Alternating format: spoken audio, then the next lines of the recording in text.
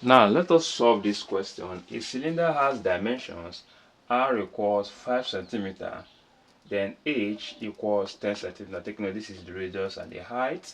Now find the approximate increase in volume when r increases by 0.2 centimeter and h decreases by 0.1 centimeter.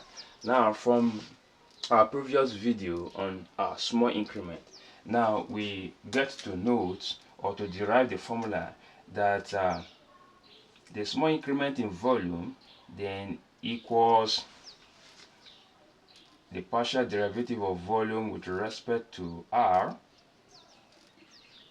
times the change in r, then plus now the partial derivative of v with respect to the height times change or an increase in height.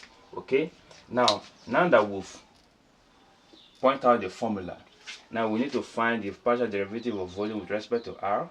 Now this is the increase in r, the partial derivative of v with respect to h, and this is the increase in h. Now let us take note that the volume of a cylinder is given as pi r square h, right? Okay, now the partial derivative of v with respect to r, which implies we are differentiating v with respect to r, now keeping h constant, so you get to have 2 pi rh. Okay, now the partial derivative of v with respect to h, which implies that we are differentiating v with respect to h, keeping r constant, so we get to have pi r squared. Okay, now we have to plug in this into the equation and this one into the equation. So here we have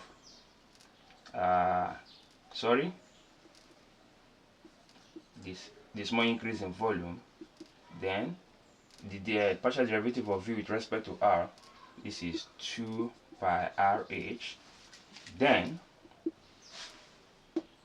okay, let me just quickly, so that we get to understand what I'm doing, then the partial derivative of v with respect to height, that will be pi r squared, then times the increase in height. Alright, now let us now plug in the value. Now take note that the dimension of r is here, is 5. So let us plug in the value. Then this will be 2 pi, then you have 5 here, then our height here is 10, then times the increase by what, 0.2, then plus we have pi, our radius also is 5 squared, then times, now but decrease here 0. Since it is decreasing, it means negative sign, you have minus 0.1 centimeter. Okay, let's now find all. Let's now evaluate. So here you have 2 times 5, 10, 10 times 10, 100. Okay, and 100 times 0.2, and 0.2 here is the same thing as saying 1 over 5. Okay, that will be 100 times 1 over 5, that will be 20. Okay, that will be 20 pi. Then since we have minus here, minus, then this is 25. Now 25 times 0.1, which is the same thing as saying all over 10. So here you have 25 over 10, that will be 2 points. That will be 2.5 then pi.